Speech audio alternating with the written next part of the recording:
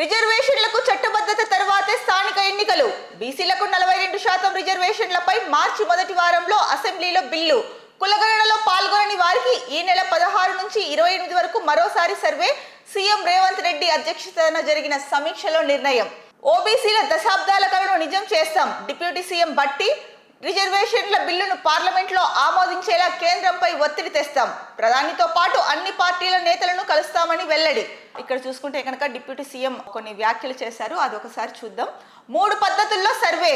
కేసీఆర్, కేటీఆర్, పల్లా రాజేశ్వర్ రెడ్డి లాంటి వాళ్ళు ఉద్దేశపూర్వకంగానే సమాచారం ఇవ్వలేదు. మరికొందరు అందుబాటులో లేకుండా పోయారు. వారందరి కోసం మరోసారి అవకాశం ఇస్తున్నాం. వీరి నుంచి 3 రకాలుగా వివరాలు సేకరిస్తాం. త్వరలో టోల్ ఫ్రీ నెంబర్ ప్రకటిస్తాం. దానికి ఫోన్ చేస్తే అధికారులు వారి ఇంటికి వెళ్లి వివరాలు నమోదు చేసుకుంటారు. మండల కార్యాలయాల్లో ప్రజాపాలన అధికారులు ఈ 10 రోజులు అందుబాటులో ఉంటారు. అక్కడికి వెళ్లి వివరాలు నమోదు చేయించుకోవచ్చు. ఈ రెండు కాకుండా ఆన్లైన్ ద్వారా కూడా కుటుంబ వివరాలు నమోదు చేయించుకునేందుకు ఛాన్స్ ఇస్తాం అని చెప్పేసి డిప్యూటీ సీఎం బట్టి విక్రమార్క అయితే కనుక చెప్పారు. సో ఈ నెల 16 నుంచి 28 వరకు ఎవరైతే సమగ్ర కుటుంబ సర్వేలో పాల్గొనలేదో వాళ్ళకి ఇంకొక ఛాన్స్ ఇస్తాము. ఈ నెల 16వ తేదీ నుంచి 28వ తేదీ వరకు అంటే మరోసారి సర్వే నిర్వహిస్తాము. ఇది 3 పద్ధతుల్లో ఉంటుంది అని చెప్పేసి చెప్పారు. ఈ 3 పద్ధతుల గురించి కూడా మనం ఇందాక చెప్పుకున్నాము. ఒకటి ఏంటంటే కనుక ఒక టోల్ ఫ్రీ నెంబర్ ఏర్పాటు చేస్తారు.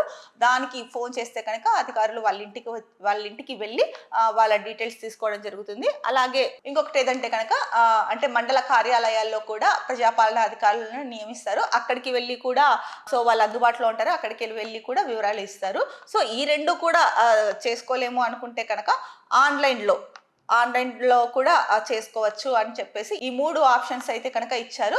సో ఎవరైతే కనుక మిస్ అయ్యారో అంటే ఆ టైంకి వేరే ఊర్లకు వెళ్ళడం అయి ఉండొచ్చు, లేకపోతే సమయానికి ఇంట్లో ఉండకపోవచ్చు, ఇలా మిస్ అయిన వాళ్ళు ఎవరైతే ఉన్నారో వాళ్ళైతే కనుక సో ఈ అవకాశాన్ని సద్వినియోగం చేసుకొని వాళ్ళ వివరాలు కూడా ఇస్తే కనుక ఇంకా పూర్తిగా ఇంకా అంటే వాళ్ళు కూడా సమాచారం ఇస్తే కనుక ఈ కులగణన సర్వేకి అంటే బీసీల రిజర్వేషన్ ఏదైతే 42% ఇస్తామని చెప్పారో దానికి కట్టుబడి ఉంది ప్రభుత్వము. సో దానికి ఉపయోగపడుతుంది. అలాగే పేదలు ఎవరైతే ఉన్నారో ఇంకా ఎవరికైతే కనుక అంటే వాళ్ళ జీవన స్థితిగతులు ఎలా ఉన్నాయో తెలుసుకునేందుకు ఛాన్స్ ఉంటుంది. అంటే మిస్ అయిన వాళ్ళలో కూడా వెనుకబడిన వాళ్ళు ఉండొచ్చు, ఇంకా రకరకాల వాళ్ళు ఉండొచ్చు. సో ఇలాంటి ఈ డేటా ఇస్తే కనుక ఎవరైతే మిస్ అయిన వాళ్ళు ఈ సర్వేలో పాల్గొంటే సో వాళ్ళ జీవన స్థితిగతులు ఎలా ఉన్నాయి ఏంటి అన్నది కూడా తెలిస్తే అవకాశం ఉంది ప్రభుత్వానికి.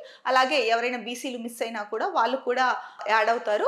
సో అందుకని చెప్పేసి ఆ ప్రభుత్వం అయితే కనుక ఎవరైతే మిస్ అయ్యారో అంటే కులగణన సర్వే అప్పుడు వాళ్ళకి మరో ఛాన్స్ ఇస్తున్నామని చెప్పారు. సో డేట్స్ కూడా క్లియర్గా చెప్పారు. 16వ తేదీ నుంచి 28 వరకు 3 ఆప్షన్స్ కూడా ఇచ్చారు కాబట్టి చాలా సులువుగానే ఉంటుంది.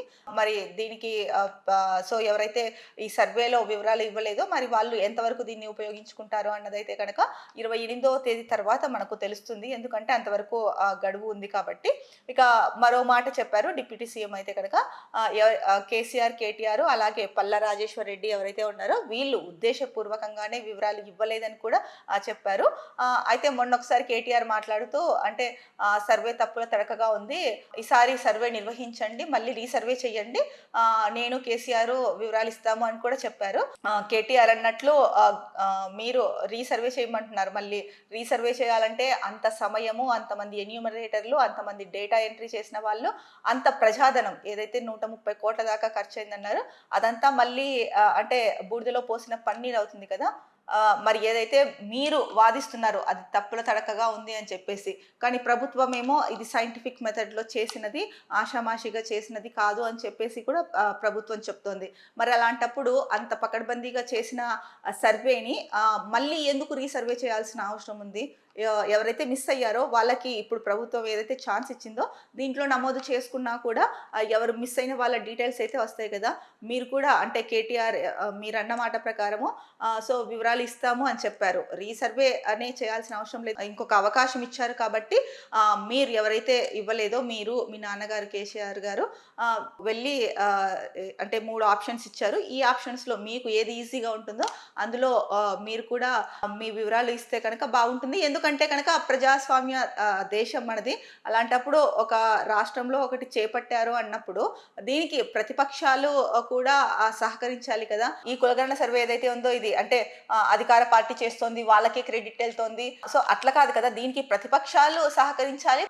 ఏదైతే కనుక ప్రభుత్వము దీన్ని చేపట్టడానికి 2 మెయిన్ రీజన్స్ ఉన్నాయో, ఒకటి ప్రజల జీవన స్థితిగతులు ఎలా ఉన్నాయి అంటే ఎంతమంది పేదలున్నారు. సో, వాళ్ళందరికీ కూడా సంపూర్ణమైన ఫలాలు అందించాలి.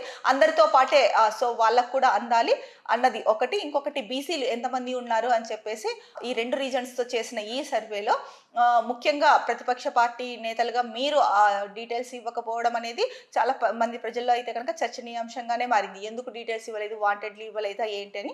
సో, మీరు ఎందుకు ఇలాంటి విమర్శలకు గురవుతారు? ఇప్పుడు మీరు మరో ఛాన్స్ ఇచ్చారు కాబట్టి ఇప్పటికైనా మీ వివరాలు ఇచ్చేసి అంటే ప్రతిపక్ష నేతలుగా మీ హుందాతనాన్ని కాపాడుకుంటే కనుక బాగుంటుందని చెప్పేసి ప్రజలైతే అభిప్రాయపడుతున్నారు. ఇక ఇందులో మరో ముఖ్యమైన అంశం చూసుకుంటే కనుక ఏదైతే కనుక ఈ బీసీ రిజర్వేషన్లు ఉందో 42% బీసీలకు ఇస్తామని కాంగ్రెస్ ప్రభుత్వం చెప్పిందో దీనికి సంబంధించి సో కేంద్రం దీనిపైన ఎలాగైనా సరే ఈ రిజర్వేషన్ల బిల్లును పార్లమెంట్లో ప్రవేశపెట్టేలా కేంద్ర ప్రభుత్వం పైన అయితే కనుక ఒత్తిడి తీసుకొస్తాము. అలాగే ప్రధాని మోడీతో పాటు అన్ని పార్టీల నేతలను కలుస్తామని చెప్పి కూడా వెల్లడించారు.